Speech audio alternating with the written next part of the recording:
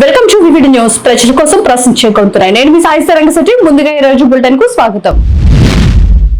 నంద్యాలలో జనగణన 2027తో పైకేరన్ ప్రారంభించిన కలెక్టర్ రాజకుమారి.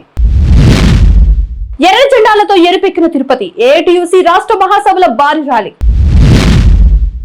హైదరాబాద్ మెట్రోపై ప్రభుత్వ ఆధిపత్యం. మే 1 నుంచి పూర్తి బాధ్యత. గాజువాక్ లో నిర్మాణ ప్రమాదం. కూలిన కన్స్ట్రక్షన్ లో ఉన్న రైల్వే బ్రిడ్జి డక్కింగ్. పార్కులో నడకపై పన్ను లేదు. GVMC clarity. 47 మంది మావోయిస్టుల లొంగుబాటు. 32 ఆయుధాలతో తెలంగాణ పోలీసులకు సరెండర్.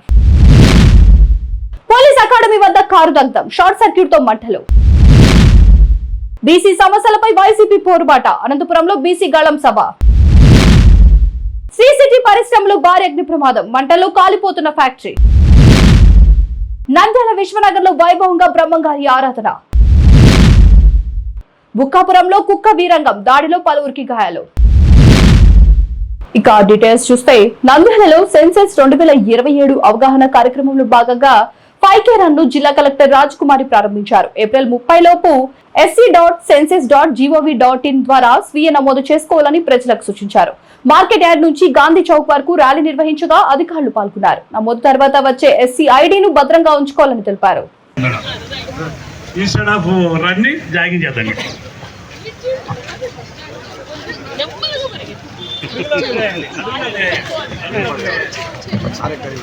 బాబు ముందు డీజే ముందుకెళ్ళు.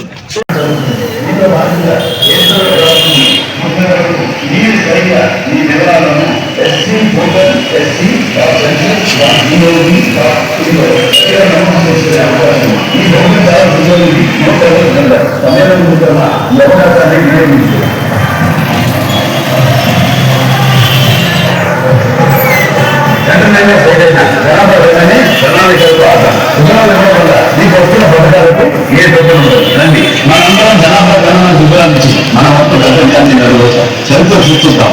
మన జనగణన మన వికాసం.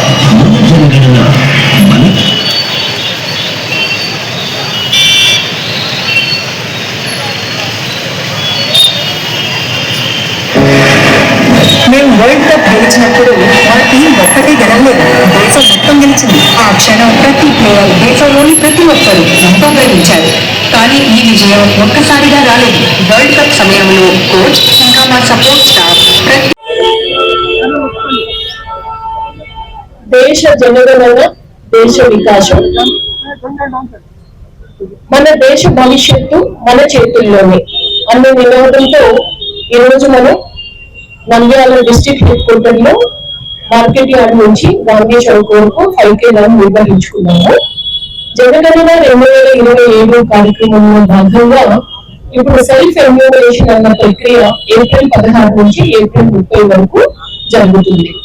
ఇందులో ప్రతి ఒక్క కుటుంబము వారి వివరాలను సొంతంగా నమోదు చేసుకునే అవకాశాన్ని మనకి గవర్నమెంట్ ఆఫ్ ఇండియా కల్పించింది. మనం అందరం చేయాల్సిన పని ఏంటంటే sc.census.gov.in అన్న పోర్టల్లోకి వెళ్ళి మన హౌస్ ఎక్కడ ఉందో అక్కడ దాన్ని జియో లొకేషన్ చేసుకుని అక్కడ వచ్చిన ప్రశ్నావళికి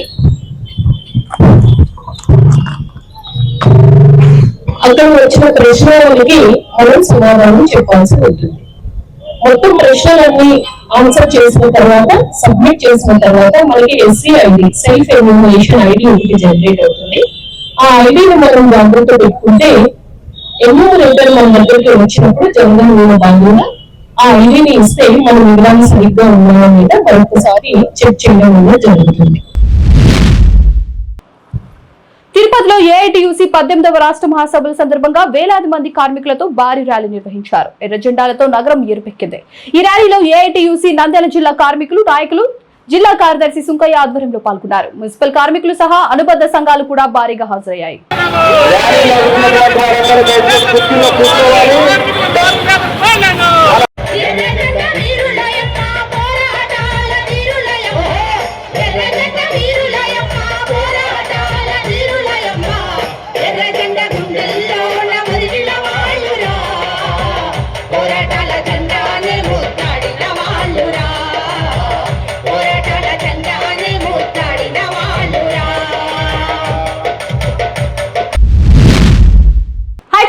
మెట్రో రైలు నిర్వహణపై తెలంగాణ ప్రభుత్వం కీలక నిర్ణయం తీసుకుంది. మే 1 నుంచి మెట్రో పూర్తిగా ప్రభుత్వ నిర్వహణలోకి రానుంది. ఈ వ్యవస్థ పర్యవేక్షణ కోసం ప్రధాన కార్యదర్శి రామకృష్ణరావు అధ్యక్షతన 10 మంది సభ్యులతో ఉన్న ఉన్నత స్థాయి కమిటీని ఏర్పాటు చేశారు.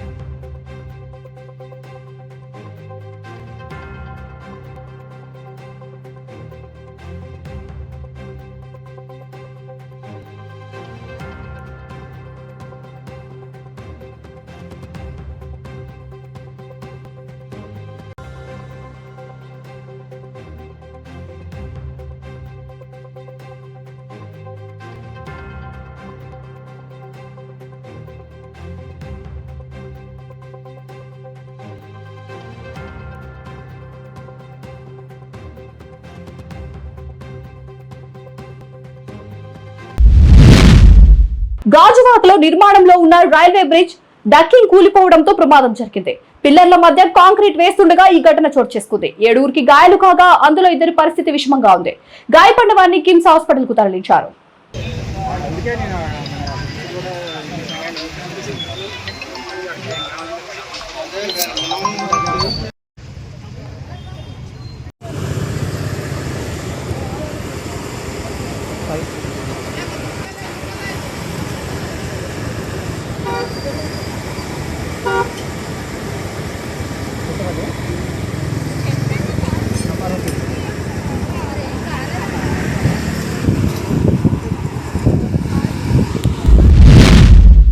గ్రేటర్ విశాఖ పరిధిలోని పార్కుల్లో నడకపై ఎలాంటి పన్ను విధించలేదని జీవీఎంసీ కమిషనర్ కేతన్ ఖార్గ్ స్పష్టం చేశారు. ఇండోర్ స్టేడియం శివాజీ పార్కులో మాత్రమే మెయింటెనెన్స్ కోసం స్వల్ప రుసుము వసూలు చేస్తున్నట్లు తెలిపారు. అన్ని పార్కుల్లో యూజర్ ఛార్జీలు వసూలు చేస్తున్నారనే ప్రచారం వాస్తవం కాదని వెల్లడించారు. అందరికీ నమస్కారం. మన గ్రేటర్ విశాఖపట్నం మున్సిపల్ కార్పొరేషన్ తరఫున సిటీ మొత్తం దాంట్లో దాదాపు 180 పార్క్స్ మెయింటైన్ చేయడం జరుగుతుంది. దాంట్లో కాకుండా stadiums, sports facilities, indoor and outdoor sports arena maintain చేయడం జరుగుతుంది. ఇవన్నిటికీ కూడా జీవీఎంసీ ద్వారా ప్రజలందరికీ కూడా సేవ ఇస్తూ దానికి అందుబాటులో ఉన్న మౌలిక సదుపాయాలు కూడా జీవీఎంసీ బాధ్యత ఉంది. స్పోర్ట్స్ ఫెసిలిటీస్ సంబంధించి దాదాపు ఆల్మోస్ట్ లాస్ట్ 2 years లోనే ఆల్మోస్ట్ 40 crores ఖర్చు చేయడం జరిగింది. దాంట్లో సోన్ భారతి స్టేడియం కానీ మిగతా అన్ని స్టేడియంస్ కూడా డెవలప్ చేయడం జరిగింది. అదేవిధంగా పార్క్స్ చూస్తే ఆల్మోస్ట్ 35 crores రూపీస్ తో దాదాపు ఆల్మోస్ట్ ఒక 25-30 పార్క్స్ డెవలప్ చేయడం జరిగింది. అదేవిధంగా 50 రోజుల్లో కూడా ప్రతి జోన్ కి ఒక ప్యాకేజ్ తయారు చేసుకొని ప్రతి వార్డు నుంచి ఒక మోడల్ పార్క్ డెవలప్ చేయడానికి కూడా మనకి జీఎంసీ ప్రాసెస్ చేస్తుంది. కొన్ని రోజుల నుంచి ఒక లాస్ట్ 3-4 days నుంచి దాంట్లో ఒక రూమర్, ఒక ఫేక్ న్యూస్ వస్తుంది that GVMC is levying the workers fees అన్నమాట. That news is completely false, completely baseless. దాంట్లో ఏమి కూడా నిజమైన పాయింట్ లేదు. ఎందుకంటే జీఎంసీ ఎక్కడైనా కూడా ఏ పార్క్ లో కూడా ఏ స్టేడియంలో కూడా వర్కర్స్ ద్వారా ఏం ఫీజు కూడా వసూలు చేయడం లేదు. ఈ న్యూస్ వచ్చినాక రెసిడెంట్ వెల్ఫేర్ అసోసియేషన్ ద్వారా కూడా మేము ఎక్స్ప్రెస్గా కన్ఫర్మ్ చేయడం జరిగింది. వాళ్ళు కూడా ఇది కన్ఫర్మ్ చేస్తూ ఏ పార్క్ లో కూడా ఫీజు వసూలు చేయడం లేదు అని చెప్పడం జరిగింది.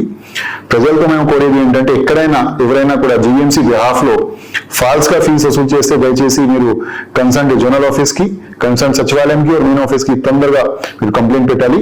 So please don't rely on any such rumour or any false news. This is a completely free facility for GMC side. We welcome the workers. దయచేసి ఆ ఫెసిలిటీస్ కూడా యూజ్ చేయాలి. ఇది అందరికీ చెప్తూ అందరికీ కోరిస్తూ మేము సెలవు తీసుకుంటాం. హైదరాబాద్ లో తెలంగాణ డీజీపీ సమక్షంలో 47 మంది సిపిఐ కేడర్లు 32 ఆయుధాలతో లొంగిపోయారు. ఎల్ఎంజీ, AK-47, SLR, ఇన్సాస్ రైఫిళ్లు సహా భారీ ఆయుధాలు అప్పగించారు. తెలంగాణ ప్రభుత్వ పునరావాస విధానం ప్రభావంతో వారు ప్రధాన ప్రవాహంలోకి వచ్చినట్టు పోలీసులు తెలిపారు.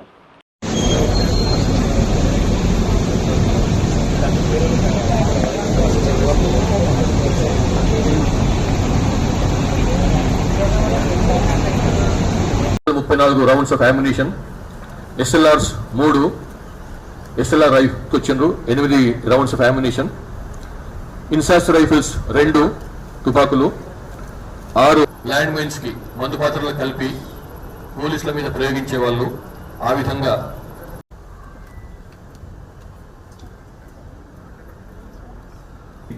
పార్టీ మెంబర్ ఆబ్లిక్ దళ సభ్యులు ర్యాంక్ ఉన్న వాళ్ళు 19తో పాటుగా బయటకు వచ్చిండ్రు. మొత్తం వివిధ తుపాకులకు చెందినటువంటి 515 234 రౌండ్స్ ఆఫ్ అమ్యునిషన్, SLRs 3,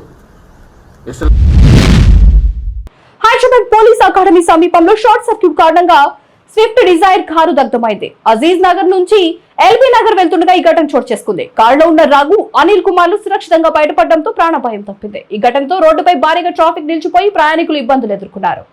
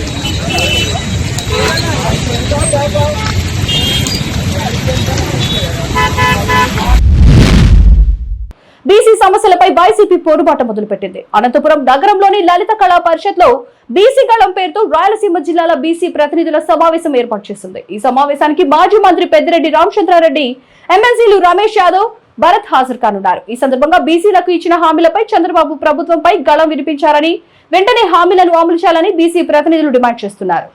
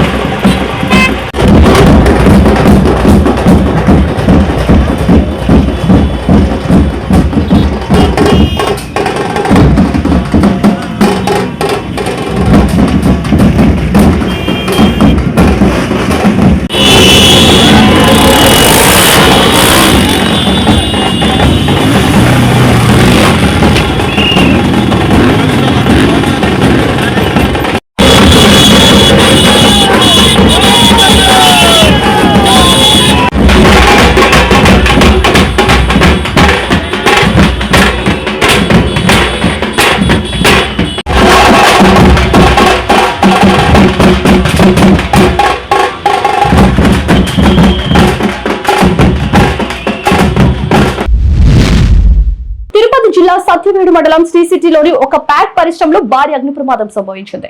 ఒక్కసారిగా ఎగిసిపడిన మంటలతో పరిసర ప్రాంతాలు భయాందోళనకు గురయ్యాయి. జనం ప్రాణాలు కాపాడుకోవడానికి పరుగులు తీశారు. సమాచారం అందుకున్న వెంటనే ఫైర్ ఇంజన్లు సంఘటన స్థలానికి చేరుకొని మంటలను అదుపులోకి తీసుకురావడానికి ప్రయత్నాలు కొనసాగిస్తున్నాయి. ఘటనకు గల కారణాలు ఇంకా తెలియరాలేదు.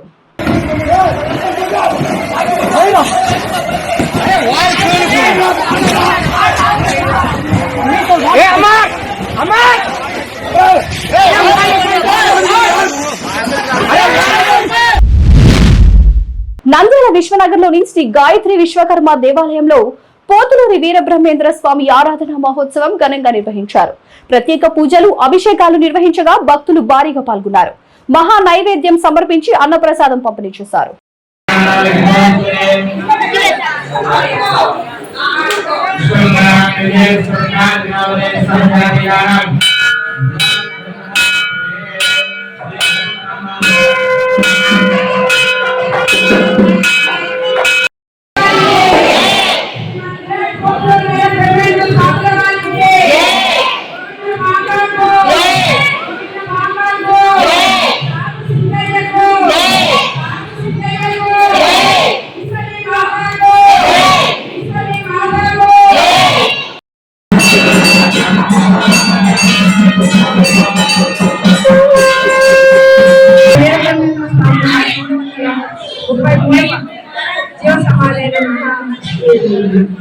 ఆరాధన మహోత్సవం మన దేవాలయంలో 5వ అంటే బ్రహ్మంగారి మఠంలో వెళ్ళలేని వాళ్ళు వాళ్ళ కోసమని బ్రహ్మంగారి మఠంలో ఏ విధంగా అయితే మనము మహానివేదన చేసి దాని మీద దీపాలు వెలిగించి చేస్తున్నామో అది ఆ విధంగా మనం చేసి భక్తులకి అందరికీ కూడా బ్రహ్మంగారు ఆయన గొప్ప సంఘ సంస్థ తర్వాత తత్వాల రూపంలో ప్రజలందరికీ కూడా భక్తి మార్గంలో మూఢనమ్మకాలను లేకుండా ఆయన భక్తులందరికీ కూడా తెలియజేశారు.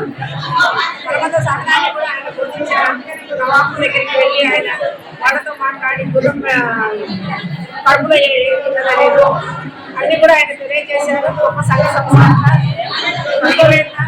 వేదాన్ని అలాంటి స్వామికి 333వ సమాజం మేము ఆరాధన చేసుకుంటే అందరికీ కూడా భక్తులందరి సహకారంలో ఈ కార్యక్రమాన్ని నిర్వహిస్తున్నామని భక్తులందరికీ మేము తెలియజేస్తున్నాము. మహానంది మండలం బుక్కాపురంలో కుక్క దాడి చేసి పలువురిని గాయపరిచింది. పుల్లయ్య, మౌలాలి, సలాం, బాలనరసింహులు గాయపడి నంద్యాల ప్రభుత్వ ఆసుపత్రిలో చికిత్స పొందుతున్నారు. ఘటనతో గ్రామంలో భయాందోళన నెలకొంది.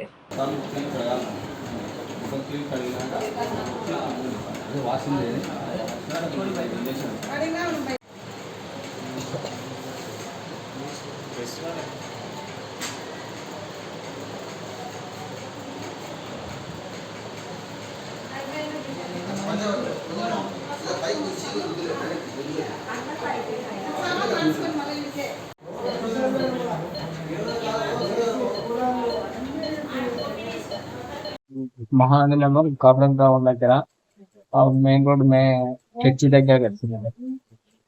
ఎంతమందిని కడుతుంది? ఒక్క కుక్కనేనా? ఒకటే. ఎంతమందిని కడుతుంది? 7 మంది దాకా కడుతున్నాను. ఎక్కడి నుంచి వస్తున్నారు మీరు? పొలం దగ్గర నుంచి వస్తాను. పొలం కాడ నుంచి వస్తుంది. రోజు నిలవన్నా అంతే. పొలం దగ్గర మాకు పొలం దగ్గర